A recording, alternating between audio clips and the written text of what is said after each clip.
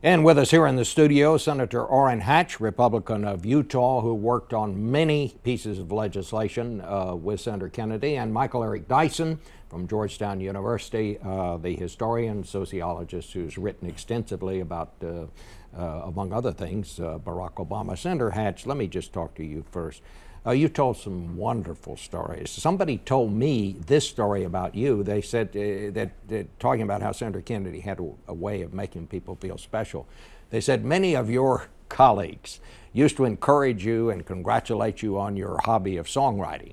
But they said Senator Kennedy would actually come to your office and listen to those songs, and he actually knew the words to some of them. He did have a way, did he not, of making people feel kind of special at the moment? He did. He was a master politician and a very good friend. You know, we fought each other most of the time, knock down, drag out battles, but always afterwards we'd throw our arms around each other, and he'd always say, "How'd I do?" You know, and I'd laugh and I'd yell at him, you know.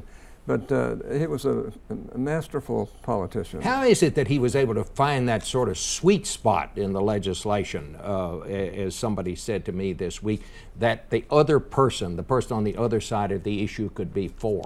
Even though he was very liberal, he would listen to, for instance, myself and realize that there were certain things he just couldn't do. Take the CHIP program.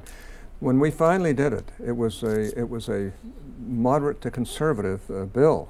He came all the way across the center into even the conservative side. He was mad at first when I put that bill into the Balanced Budget Act of that year, the first balanced budget in over 40 years.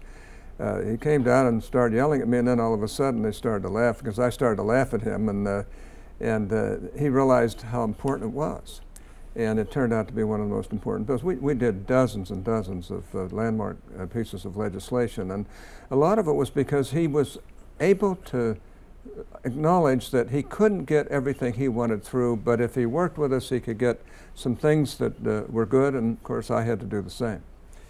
Michael Eric Dyson, you wrote a lot about Barack Obama. You probably knew Obama better than you knew Ted Kennedy. Yes. But let me ask you this question. Do you think Barack Obama would have been elected had not Ted Kennedy endorsed him? No, I don't think so. Really? I mean, obviously, he had a lot of momentum behind him.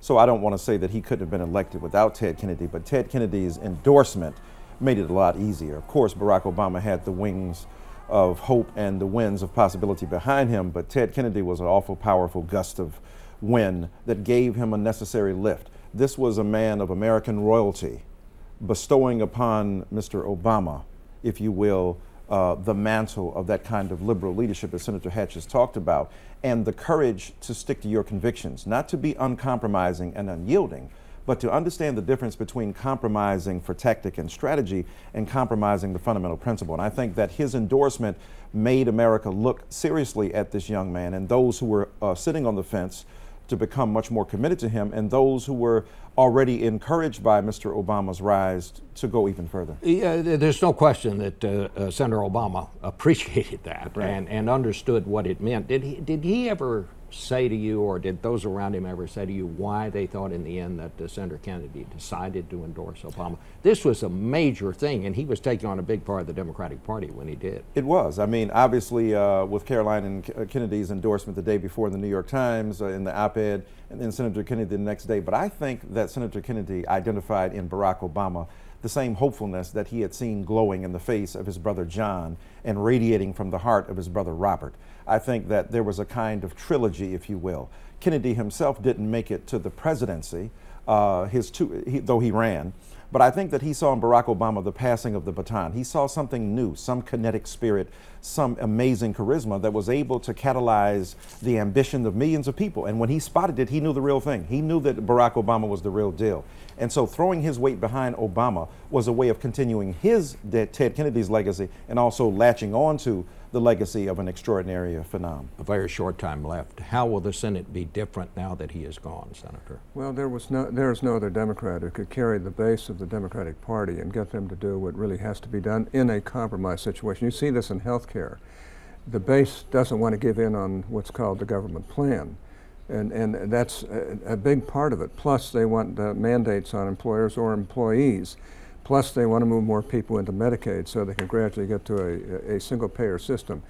Kennedy would know that a number of those things can't be done in a bipartisan way, and this has to be done as 1/6 of the American economy. All right, I want to thank both of you.